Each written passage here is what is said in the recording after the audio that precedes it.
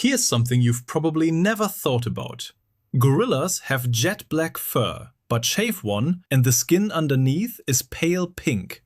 Same story for chimps, same for orangutans. Nearly every ape on the planet hides pale skin under a thick coat of hair. Now look at your own arm. No fur, just skin, exposed, directly facing the sun.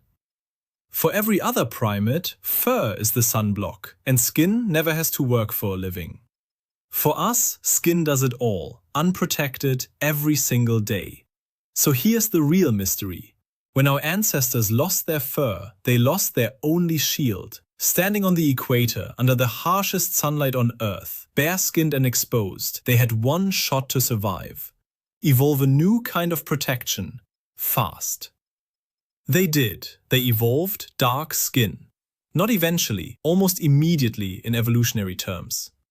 Genetic research on the MC1R gene shows dark pigmentation was locked into our lineage by roughly 1 million years ago. Which means for over 95% of human history, every human being on Earth, no exceptions, was dark-skinned. Not most, all. So why was fur removed at all if it left our ancestors so exposed? The leading theory has nothing to do with looks. Biologists Mark Pagel and Bodmer proposed in 2003 that losing fur helped our ancestors shed something worse than sunlight: parasites. Ticks, lice, fleas, all of them lose their hiding spots once the fur goes. Bare skin became attractive too. A mate free of parasites was a mate worth choosing. But losing the fur unlocked something far bigger than pest control. It unlocked cooling. Humans carry between 2 and 5 million sweat glands across our skin, a density unmatched by any other mammal our size. The horse sweats, a dog barely can, panting instead. Most animals in extreme heat have to stop, find shade, and wait it out. Humans don't. We can keep moving while dumping heat constantly. Harvard biologist Daniel Lieberman has spent decades arguing this is the entire point of the human body. Built for endurance. We are slow sprinters. Almost any four-legged animal beats us over 100 meters, but over long distances in blazing heat, we beat everything.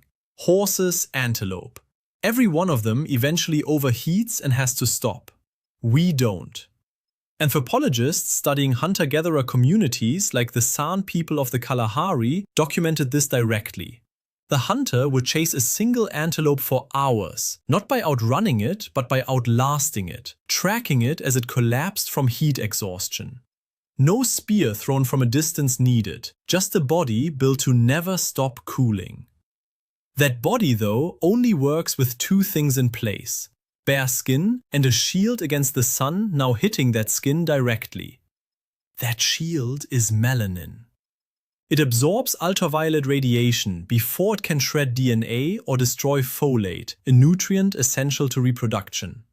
Without enough melanin, populations under equatorial sun would face collapsing fertility and devastating birth defects. So the genes producing more melanin spread fast, and dark skin became the default setting for every hairless human under the African sun. Anthropologist Nina Jablonski mapped this precisely. A near-perfect match between UV intensity and native skin tone across the globe. The closer to the equator, the darker the skin. It's not decoration, it's survival engineering. Lighter skin only shows up later, and only far from the equator where the danger flips. Not enough UV means not enough vitamin D. That trade-off, not any kind of superiority, is the entire origin story of every skin tone on Earth today. Dark skin isn't a variation, it's the baseline the entire human body was built around. The running, the sweating, the hunting, none of it works without it. Now here's a question for you. If dark skin is what let humans run, sweat, and hunt like no other animal on Earth, why do so few of us know that story? Let me know in the comments below. If you found this interesting, hit like and subscribe. I'll see you in the next one.